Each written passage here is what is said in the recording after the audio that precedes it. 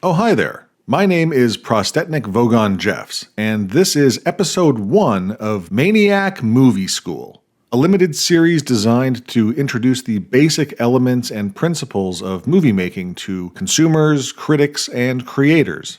Kinda like this guy. You remember this guy?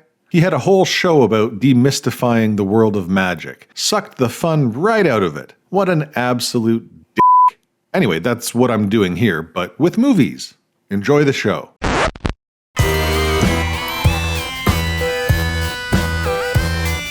What a stupid question.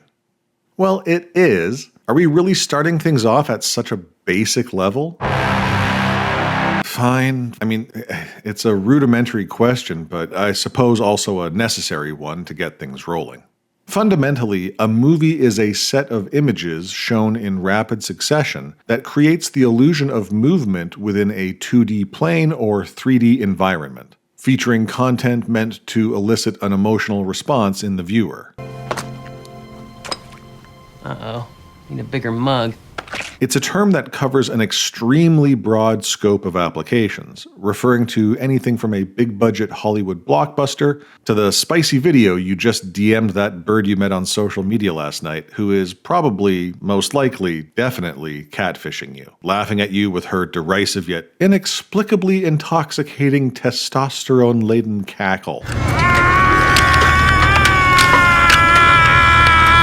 That's right, it's a dude. Not that there's anything wrong with that. You just sent a movie of your junk to a dude. Look, we're all mature adults here, right? Back down! Where were we? All right, movies. Okay, our topic is movies. Yeah. Okay, This isn't going to be a history lesson. I'm not going to wax poetic about camera obscura or shadow puppetry or zoetropes or zoopraxiscopes. The synopsis here is that certain elements of filmmaking have been around for hundreds, if not thousands of years. But movies as we know them started appearing around the turn of the 20th century, with Georges Méliès.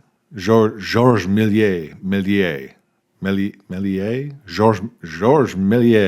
that how you, I don't know. This French dude. He made a movie called Le Voyage dans la Lune, one of the most notable examples of early narrative cinema.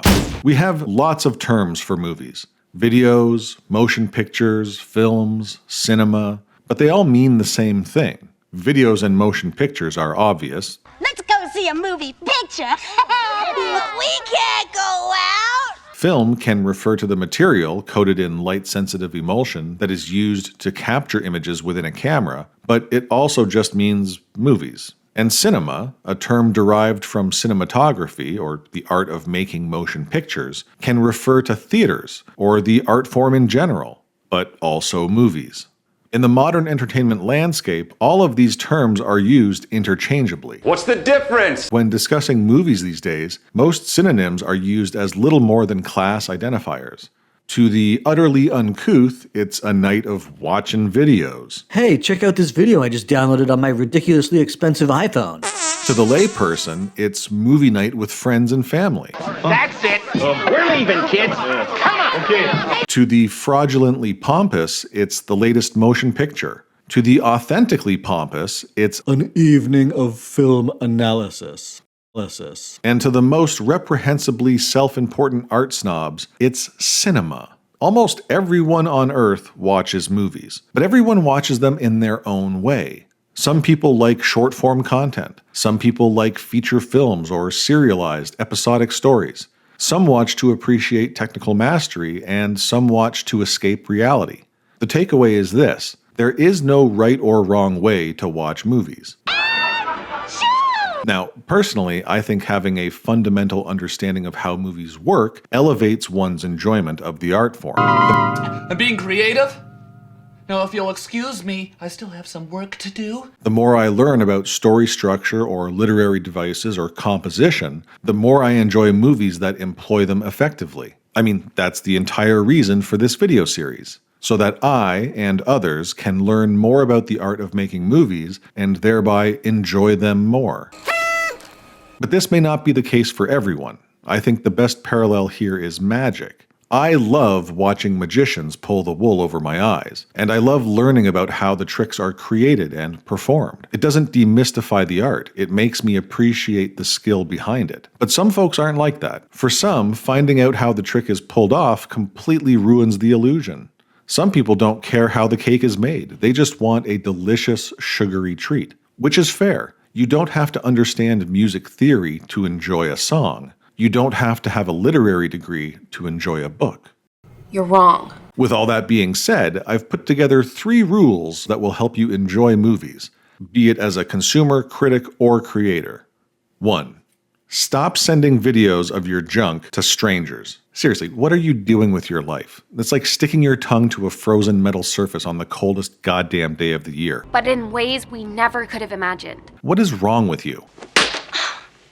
You should know better by now. 2.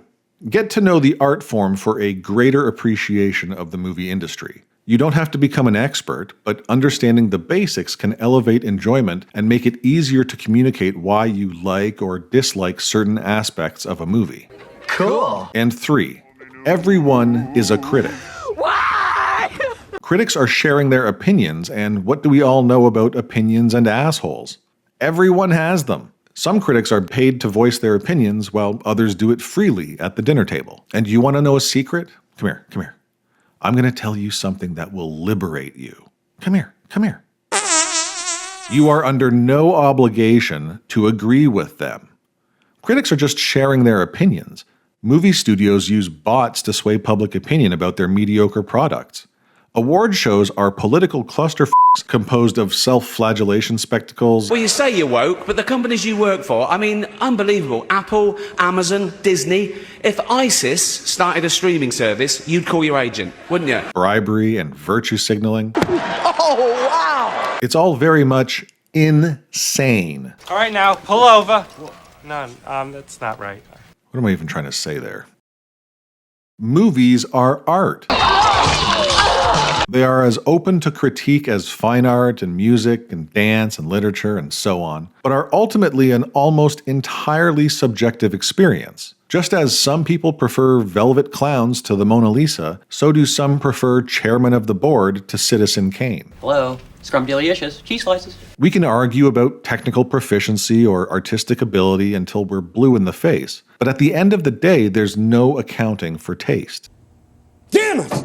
So, watch them the way you want to watch them. Love them, hate them, watch them by yourself or with friends, critique them, make fun of them. They are yours to be enjoyed in any manner you see fit. Oh, I wish. That'd be so great. Anyway, that's it for now. I hope you enjoyed the video. If you did, drop a like and hit that subscribe button. If you didn't, thanks for watching anyway. In the next episode of Maniac Movie School, we'll be discussing genre. See you next time. Class dismissed.